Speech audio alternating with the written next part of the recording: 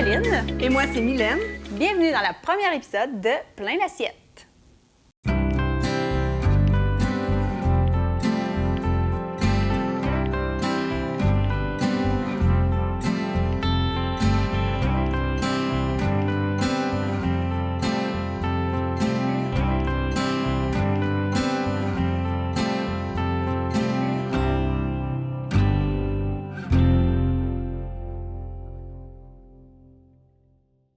Bienvenue dans le premier épisode de Plein l'assiette, l'émission qui te cuisine des solutions.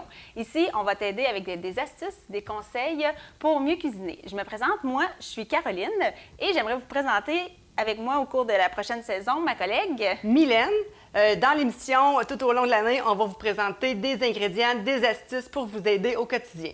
Oui, parce que Plein l'assiette, c'est bien plus qu'une émission éducative culinaire. C'est aussi un site web et des plateformes sur les réseaux sociaux remplis de conseils et d'astuces pour simplifier notre alimentation et retrouver le plaisir de cuisiner justement simplement avec ce qu'on a à la maison.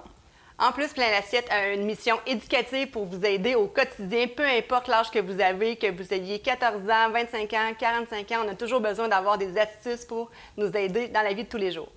Puis ça se reflète par les conseils qu'on va vous donner au courant des prochains épisodes de la saison. Mais aussi, vous allez retrouver tout notre contenu sur notre site web sur plainlassiette.com avec des outils numériques qui vont pouvoir vous aider. Et aussi, à chaque semaine, vous allez pouvoir retrouver nos recettes et nos astuces. On va prendre un petit moment pour se présenter officiellement. Mylène, j'aimerais ça que tu nous partages ton expérience, puis qu'est-ce qui fait que tu as cette passion-là au niveau de l'éducation alimentaire? Bien, juste pour faire un petit topo rapidement, moi, je suis vraiment née dans un service alimentaire. Donc, depuis la jeune âge, j'étais passionnée par tout ce qui était le volet, nourriture, bien manger, comment s'organiser avec la nourriture et tout. Et ça fait près de 20 ans que j'enseigne dans les écoles. J'ai enseigné 10 ans au niveau professionnel, maintenant presque 10 ans au niveau secondaire, où que je donne des cours de cuisine à des jeunes qui veulent apprendre justement, là, ils l'ont choisi par choix ces cours-là pour apprendre à bien manger, à se débrouiller, à devenir autonome et créatif là aussi chez eux-mêmes. Donc, au niveau secondaire, des fois à 12-13 ans, on manipule justement les petits couteaux, les ustensiles, les épices et on fait des plats là, pour justement devenir plus autonome à la maison, là. Oui, c'est vraiment une des valeurs principales de Plein l'assiette au niveau de transmettre de l'éducation alimentaire et pour avoir une autonomie alimentaire, pas nécessairement, on ne parle pas de produire ses propres légumes, mais d'être capable de cuisiner à la maison et ne pas dépendre toujours du prêt-à-manger et du préfait. Moi, je me présente, dans le fond, je viens d'un parcours complètement différent de Mylène. J'ai une formation au niveau paysagement, mais depuis plusieurs années, je travaille dans une entreprise manufacturière où je vais développer l'image de marque, le marketing. Alors moi, ma force ici dans Plein l'assiette, ça va être d'amener la touche artistique, création. Puis ça, vous allez beaucoup le voir dans les prochaines semaines avec le contenu qui va être mis et sur la plateforme web où on va vous déposer des outils que je crée à l'aide du contenu que Mylène me donne pour pouvoir vous aider, vous, à la maison. On va débuter notre premier épisode avec quelque chose que justement on a développé sur notre plateforme web que vous pouvez vous procurer en vous abonnant à notre infolette. Vous pourrez avoir toutes les indications sur plainlassiette.com, les essentiels. Mylène, pour justement apprécier, aimer cuisiner, je crois qu'il y a des bases à avoir pour rendre ça vraiment là, intéressant. Bien, pour aimer ce qu'on mange, il faut que ça soit bon. Pour que ça soit bon, il faut connaître les ingrédients qu'on met à l'intérieur. Fait que si on cuisine toujours avec du sel et du poivre, on ne développe pas le goût alimentaire, on ne développe pas la créativité, puis on se limite à des saveurs de base. Donc, les herbes et épices, c'est vraiment des indispensables que vous devez avoir dans votre garde-manger. On ne dit pas de toutes les avoir. Aujourd'hui, on va vous en présenter quelques-unes que nous, on vous conseille d'avoir justement pour avoir des dépanneurs et pour varier vos saveurs là, au quotidien. Oui. Ça fait partie vraiment d'une base, puis dépendant de votre type d'alimentation, bien c'est là que vous allez pouvoir varier. On va commencer, c'est ça, on a élaboré ce qu'on peut retrouver généralement dans notre armoire à épices. Mylène, est-ce que tu veux commencer par le premier ici qui est de l'ail? Oui, l'ail, en fait, on peut la retrouver de différentes façons, soit en gousse, soit ici en ail qui est plus granulé. On peut retrouver aussi du sel d'ail. Ce qui est le fun avec ça, c'est que ça se conserve bien au frigo. On a les gousses, on a les petites gousses ici, les petites bulles. C'est le fun, on peut les utiliser de différentes façons là, pour agrémenter les repas, donner une saveur de plus. Puis ça se garde quand même très longtemps. Oui, puis tantôt, tu me faisais allusion au niveau de tes élèves de différencier le bulbe de la gousse. Oui, la bulbe et les petites gousses. Faut faire attention parce que si on dit qu'on a besoin de 3 gousses, il ne faut pas prendre 3 bulbes. Donc, sinon, ça fait vraiment beaucoup d'ail. Ça fait vraiment beaucoup d'ail dans la recette. Donc, il faut faire attention lorsqu'on lit la recette et que ça demande des gousses de prendre la bonne quantité. Ensuite, on a quelques assaisonnements qu'on peut retrouver un peu dans des mets internationaux ou un petit peu plus sud-américains. On a le cumin et aussi là, du curcuma. Le cumin, on va souvent le retrouver pour faire des tacos, des fajitas. Fait que ça, c'est vraiment une très bonne base. Puis, ça permet aussi de faire ces assaisonnements à maison et pas acheter toutes préfaites, souvent qu'il y a beaucoup de sel ajouté. Au niveau du curcuma, tiens, si tu veux me le donner ici. Oui, c'est une racine réduite en poudre. Très bon avec le riz dans les mets un petit peu plus oriental, un peu Inde aussi, oui. Là, au niveau des mets asiatiques. Puis justement, ça fait une super belle coloration. À ne pas confondre avec le safran, qui est d'une couleur similaire. Pas le même goût non plus quand on l'achète. Mais ça, c'est vraiment un aliment de base, si vous aimez ces saveurs-là, d'en avoir là, dans votre garde-manger. Ensuite, Mylène, veux-tu nous parler un peu des autres? Bien là, on a les fameux sels. Ici aussi, qu'on a de différentes façons. Le sel de table, ici, on a le gros sel. On peut avoir le sel de mer aussi. Il y a différents types aussi au niveau des sels, sel rose, il y a beaucoup de variétés de sel, mais d'avoir juste un sel de base, multi-usage, puis il faut juste en mettre avec modération. Puis honnêtement, chez moi, je ne mets jamais de sel dans mes recettes. OK. J'utilise vraiment les herbes et les épices, puis on diminue la quantité de sel parce que souvent, dans les ingrédients en conserve qu'on a, ou les ingrédients de la maison, il y a déjà un petit peu de sel. Fait que des fois, d'en rajouter, ça fait comme trop. Oui. Mais c'est quand même quelque chose à avoir là, pour, exemple, faire cuire les pâtes. Oui, exactement. Ensuite, on a ici, je vais la prendre, la fameuse feuille de laurier qu'on retrouve beaucoup dans les sauces à spaghetti. Ici, dans le fond, la feuille est séchée au complet. On ne la consomme pas. C'est vraiment la feuille qui va donner toute sa saveur quand on va la mettre dans un mijoté. Mais ça vient vraiment donner le petit coup de plus au niveau de la saveur. Puis, une fois que la cuisson est terminée, on la retire. C'est très coriace sous la dent. Alors, mais pour donner la digestion aussi. Oui, la digestion aussi, c'est quand même très sec comme feuille. Ça sert vraiment à aromatiser pendant que ça mijote. Ça ici, c'est quelque chose de très pratique à avoir au niveau des épices. Ça ici... On a les petites herbes italiennes. On en a différentes sortes. Oui, c'est ça. Ici, on a l'origan. Qu'on peut beaucoup mélanger aussi avec le thym qu'on a là au niveau des herbes italiennes. Exactement. Puis, tu sais, des fois, on n'a pas toujours le budget pour acheter des herbes fraîches. Puis, au niveau de la conservation, des fois, ça devient plus compliqué. Puis, on ne sait pas comment les utiliser. Comme ça, ici, ça va durer vraiment bien longtemps si c'est dans un pot hermétique. Puis, on peut se faire nos propres mix nous-mêmes. Fait que si un jour, on veut juste manger de l'origan dans notre sauce, on a juste l'épice brute. Mais on peut se faire nos petits mix maison aussi. Oui, c'est ça. Mélanger le thym ici, même avec un peu de poivre. Puis ici, on a déjà un petit mélange qui est sel, poivre et ail, qui est vraiment un passe-partout. On peut se faire un petit mix comme ça, garder proche quand on fait de la cuisson, mettre sur les œufs et tout. Au niveau de la conservation, Mylène, les fines herbes à l'abri de la lumière et de la chaleur. Fermé, hermétique possible. Oui. Exactement, pour pouvoir garder toute la fraîcheur parce que avec la lumière, ils vont se dégrader là, au niveau saveur, puis ça va être moins intéressant de cuisiner là, avec. Là. Puis tu sais, on les garde pas non plus 2 ans, là. Tu sais, oui, il n'y a pas nécessairement de date, mais après 1 an, il faudra les avoir passés. Donc, on évite de les acheter en grosse quantité. Oui. Il y a des endroits où on peut acheter des gros formats, donc c'est bien mieux de les acheter petits formats, mais au moins on est sûr de le passer et que ça garde encore là, sa belle senteur. Oui. Alors, toutes ces herbes-là qu'on vous a parlé, dans notre guide des essentiels qui est possible de retrouver en ligne, vous allez avoir plusieurs suggestions parce qu'il y a plein d'autres choses, paprika et tout ça, des suggestions de recettes. Maintenant, il y a aussi des essentiels au niveau garde-manger qu'on aimerait vous suggérer de toujours avoir en votre possession pour tout type de repas en semaine. Est-ce que tu veux commencer? Je pense qu'on pourrait descendre. Oui, parfait. On parle des légumineuses. En fait, c'est quelque chose qui est très bon à avoir dans notre garde-manger parce qu'on peut se faire des salades rapides avec ça. On peut se faire justement des sautés, rajouter dans les chilis. Je ne sais pas, toi, de quelle façon tu les utilises. Oui, beaucoup comme ça. On va en cuisiner au courant de la saison. On a quelques épisodes qu'on utilise des légumineuses, qu'on vous montre comment vous en servir. Fait que c'est vraiment un essentiel à avoir un bon dépanneur pour remplacer la viande.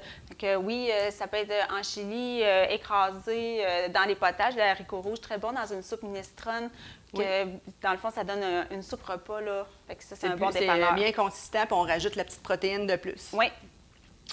Ensuite, au niveau des conserves, c'est sûr qu'on a toujours ce qu'on retrouve, les tomates, la sauce tomate. Ça, c'est des choses, moi, en tout cas, j'ai toujours ça dans mon garde-manger, que ce soit pour faire juste une sauce à pâte marinara maison rapide, même une sauce à pizza.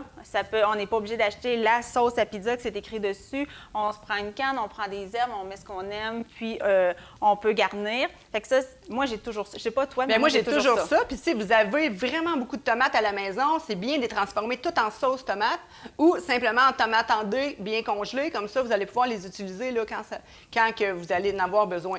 Donc, si tu as un grand jardin et qu'il te reste plein de tomates, bien, congèle-les, tomates en dés, sauce tomate, puis ça va te faire des dépanneurs toute l'année. Mais effectivement, moi, j'ai toujours de la sauce tomate parce que ça sert à beaucoup de repas. Là. Dans le fond, tout ce qui est conserve, ayez toujours un peu de tout. Ça dépend vraiment beaucoup. Là. Ici, on représente par une canne de maïs, mais ayez quelques variétés au niveau de la conserve dans votre garde-manger parce que c'est vraiment des très, très bons dépanneurs. Puis, peu importe la période de l'année, c'est sûr qu'en période estivale ou de récolte, on y va dans le frais, mais la façon que c'est conservé, bien, en hiver, ça fait qu'on mange aussi très bien et on peut éviter là, des légumes ou des fruits qui sont importés, qui viennent de très, très loin, quand souvent ces produits-là sont enganés au Québec ou au Canada, là, justement, qui viennent d'ici.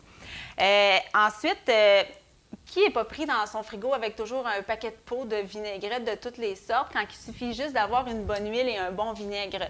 Vous pouvez vous choisir une huile à votre goût. Ici, on a une huile d'olive, mais une huile de pépins de raisin. Pour les vinaigrettes, c'est meilleur quand l'huile a une certaine saveur. La cuisson, on privilégie neutre. Mais sinon, pour vos salades et tout, vous ajoutez soit un vinaigre balsamique, un vinaigre de vin rouge, dans le fond, ce que vous aimez là, comme base, puis vous remettez une de vos épices. Puis, si vous avez quelques variétés d'épices, bien justement, vous variez vos vinaigrettes et vous n'avez pas besoin d'accumuler un paquet de pots dans votre porte. Non, parce que le pot, tu vas l'en prendre parce que tu as le goût de manger la vinaigrette César, tu vas l'en avoir, tu vas l'utiliser, puis elle va rester là après ça des semaines et des semaines. Même chose pour les vinaigrettes un peu grecques, mais on a tout ici pour faire une vinaigrette grecque. Là. Oui. On pourrait rajouter juste un petit filet de jus de citron et on a quelque chose de très goûteux. Là.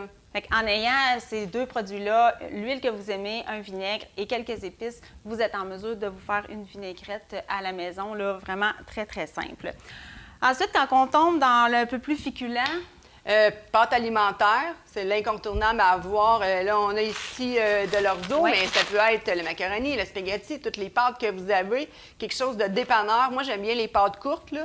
Je trouve comme ça ici, on peut l'incorporer des fois dans une soupe ou c'est quelque chose qui est facile à utiliser pour se faire des petites salades repas.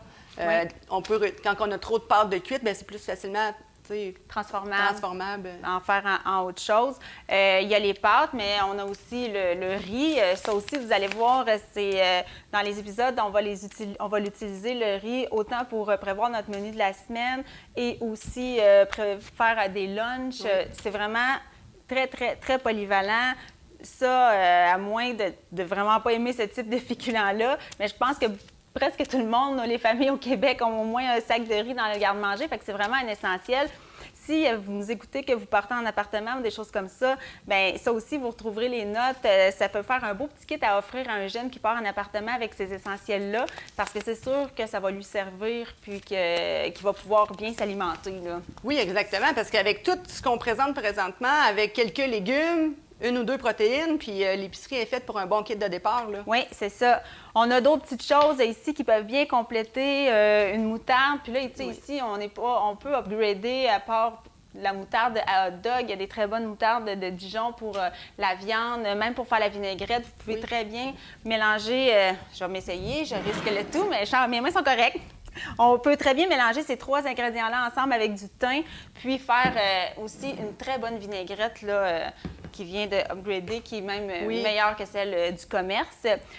Tantôt, on n'a pas parlé parce qu'il était ici, mais au niveau du canage, tout ce qui est poisson, le thon, ça aussi, c'est des très bons dépanneurs. C'est dans les essentiels à avoir dans notre garde-manger. C'est quelque chose que nous deux, on a... Moi, j'ai toujours, puis tantôt, on en a parlé avec les étudiants, c'est que je leur fais toujours une salade de pâte au thon, parce que quand ils prennent une canne de thon, on dirait qu'on ne sait pas quoi faire avec... Ça sent, il y a une odeur.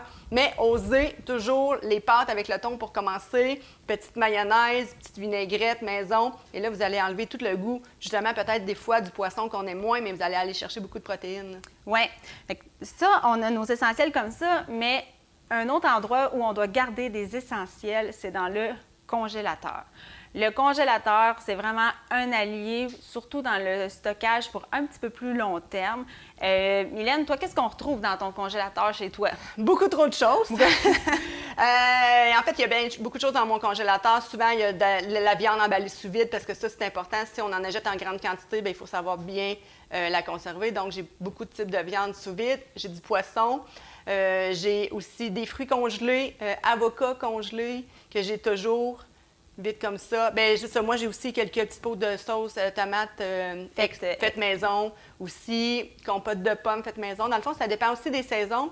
Des fois, je me fais une petite batch de quelque chose que je congèle puis j'en ai pour quelques temps. Oui, c'est ça. Puis même, une petite astuce qu'on vous donne au niveau des congélations. Moi, j'aime bien faire mon bouillon maison. Puis je vais vous montrer, je vais me déplacer ici, chercher des cubes de bouillon de poulet congelé. Une petite astuce là, que vous pouvez avoir dans vos essentiels, au lieu d'utiliser du bouillon en poudre, vous faites votre bouillon de poulet, bouillon de légumes. Par la suite, vous le mettez dans des moules. Moi, je vous conseille de les mettre dans des moules à glaçons en silicone parce que c'est beaucoup plus facile à démouler que les moules à glaçons en plastique. C'est risqué de casser quand c'est très gelé, puis c'est quand même très rigide. Le silicone permet de popper seulement un cube qu'on a de besoin. Puis, justement, bien, j'en ai là, ici qui est en plus grosse portion quand je veux faire là, des soupes. Je viens juste tout simplement dégeler, dépopper un cube et le mettre dans mon bouillon. Fait que ça, c'est... moi, ça fait partie de mes essentiels. Je récupère justement mes carcasses, ces choses-là, puis j'en ai toujours pour dépanner pour une soupe, un potage, même des fois pour une cuisson d'un risotto. On utilise notre riz. On part toujours le risotto avec un bouillon. Fait que là, j'ai un bon bouillon de déjà prêt qui reste juste à réchauffer. Oui, puis souvent, tu n'as pas besoin de rajouter du sel et tout parce qu'il est déjà, ton bouillon est déjà aromatisé, tu sais, il a bouilli et tout. J'ai mis des herbes, j'ai mis des feuilles de laurier, j'ai mis du thym, j'ai mis de l'origan dedans. Fait que j'ai toutes mes herbes, là. C'est déjà tout prêt avec les essentiels que j'avais dans mon garde-manger, là. Fait que c'est des choses qui sont vraiment faciles à faire à la maison, tu sais, puis c'est une façon économique aussi de réutiliser les carcasses de poulet, par exemple, justement, pour faire le bouillon. On jette absolument rien. Oui.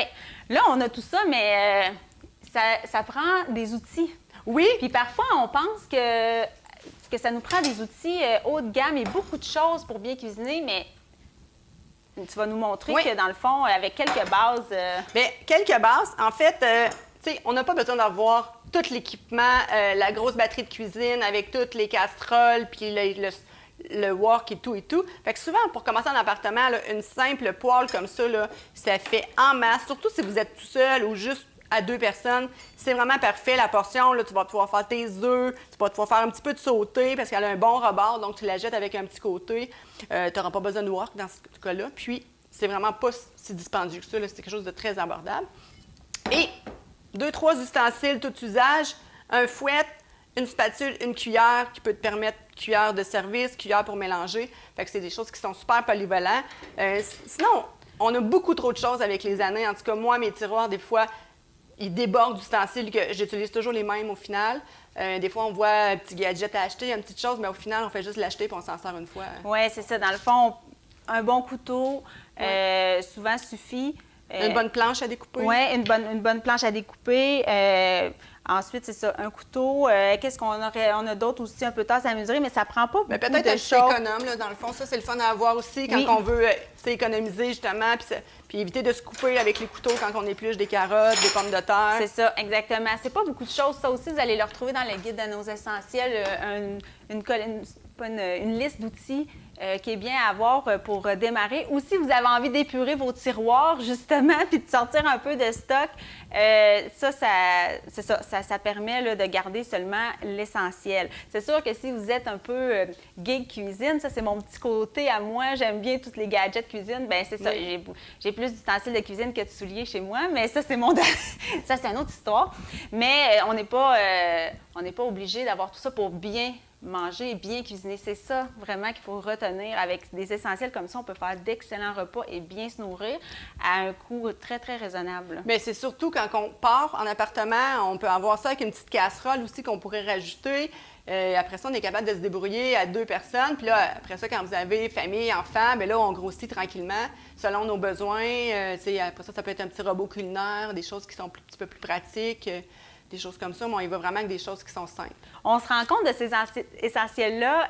Pour développer le guide, Mylène et moi, on a une passion pour le voyage, puis on aime beaucoup ce qui est formule un peu Airbnb. Puis c'est des choses qu'on remarque quand les logements sont neufs. On voit qui a rempli les armoires de cuisine, puis on se rendait compte en voyage. C'est ce qui a fait qu'on a ajouté dans le guide. Bien, voyons, il n'y a pas ça. Il y a pas, surtout l'ouvre-boîte qui n'est pas... qu'on pense pas, mais finalement, c'est quand tu arrives avec une conserve puis que là, tu n'as pas ton ouvre-boîte. Parce que la conserve, c'est un très bon dépanneur, justement. Fait que ça prend l'outil pour pouvoir l'ouvrir. Fait que c'est vraiment, avec ces essentiels-là, vous pouvez très bien vous débrouiller. Là, juste avec ce qu'il y a ici sur la table, on est capable de faire au moins 3 recettes différentes. Là. Oui. Fait que, tout simplement avec juste ce qu'il y a ici. Fait que ça, c'est des choses au courant de la saison qu'on va pouvoir vous présenter, qu'on va vous démontrer qu'avec de simples ingrédients, vous allez être en mesure de faire plusieurs types de recettes. Puis, par la suite, vous redonnez le goût au niveau de la cuisine. Oui, puis tout au long de la saison, on va tout vous donner aussi peut-être des nouveaux petits outils à ajouter à votre garde-manger ou à remplir votre cuisine, mais ça va toujours être des outils qui vont vous aider pour des multiples tâches. C'est important quand tu achètes quelque chose, tu veux l'utiliser plusieurs fois. La même chose pour les aliments. Un aliment qui peut servir à plusieurs fois, plusieurs types de repas pour varier justement et pas toujours manger la même chose. Et ça fait pas mal le tour. On a beaucoup de choses, puis on vous invite aussi à aller voir sur le site web pour avoir toutes ces informations-là. Oui, bien effectivement, ce sont toutes des super essentiels. J'ai un peu une question. Est-ce que ça vaut vraiment la peine d'avoir des fines herbes comme ça pour faire nos mix? On est mieux d'acheter déjà un peu toutes faites. Bien, tout dépendamment du temps que tu veux accorder. C'est sûr que si toi, tu n'aimes pas arroser les plantes, tu n'aimes pas t'occuper, tu n'as pas le pouce vert, on est mieux d'y aller avec les herbes séchées. Par contre, si tu aimes ça avoir un petit peu de verdure, tu as un jardin, ou tu vas avoir juste une plante ou 2 dans la maison, les herbes fraîches, c'est vraiment une belle alternative et ça demande pas beaucoup d'entretien. Il faut juste savoir comment les conserver, comment les entretenir au quotidien. Fait qu'on a le basilic ici. Oui, oui, justement. Puis, il y a plusieurs façons de les faire sécher à la maison.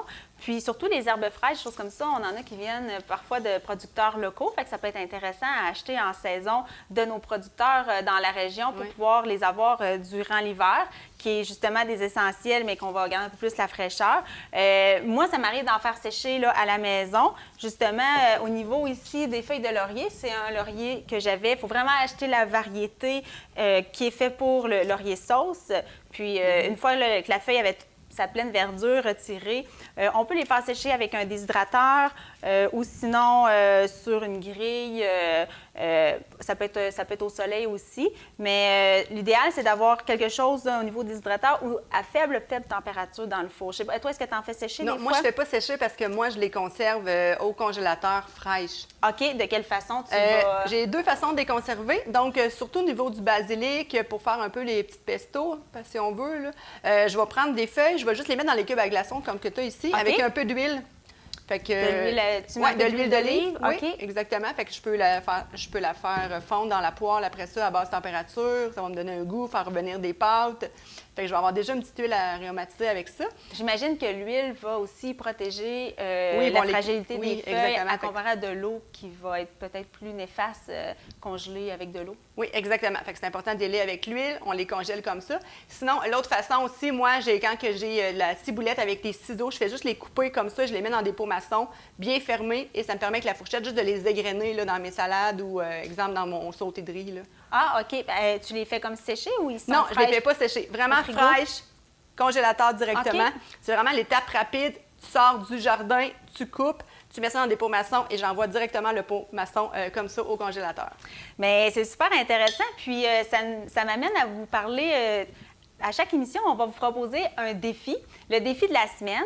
Il va y avoir une publication sur la page Facebook de Masquinongé Média, la publication de la semaine de Plein l'assiette, avec le défi qui va vous inviter à partager avec nous ce qu'on va vous demander. Comme cette semaine, on aimerait justement voir vos essentiels. Si vous pouvez nous nommer 3 ou 4 essentiels que vous avez à la maison, que vous pourriez jamais vous passer justement pour pouvoir cuisiner. On a vraiment hâte là, de vous lire puis de pouvoir voir, vous, dans la région, avec quoi vous cuisinez comme essentiel. Ça va être aussi un moyen de communiquer avec vous et répondre à vos questions aussi après chaque épisode. Ça va permettre à Mylène et à moi, peut-être aussi même d'enrichir du contenu pour pouvoir vous aider encore plus là, au courant de la saison. Oui, exactement. Puis, on fait toujours aussi à la fin un petit retour rapide sur qu'est-ce qu'on a fait. Oui. On parle vraiment des essentiels à avoir au garde-manger au niveau des épices, des conserves, des outils de cuisine. C'est vraiment la base, comme on vous l'a dit. Vous retrouvez tout ça là, sur notre site web de Plein l'assiette. Pour plus d'informations, il y a le petit guide là, quand tu t'abonnes. Oui, exactement. On vous invite là, après l'émission à vous rendre sur plainlassiette.com. Il y a un petit quiz pour pouvoir voir quel mangeur vous êtes et vous allez pouvoir recevoir du contenu personnalisé par la suite, dépendant sous quel personnage, quel persona vous êtes, et ainsi son guide des essentiels que vous retrouverez justement des choix d'assaisonnement, de garde-manger et des outils aussi. Alors, puis vous allez retrouver aussi là, toutes les autres informations et nos petits outils. Fait qu'on vous invite à nous suivre sur notre page aussi Facebook de Plein l'assiette pour pouvoir avoir du contenu, encore plus de contenu pour vous aider au niveau de l'alimentation. Alors, on vous remercie de nous avoir accueillis dans votre cuisine. Et on vous dit à bientôt dans Plein l'assiette.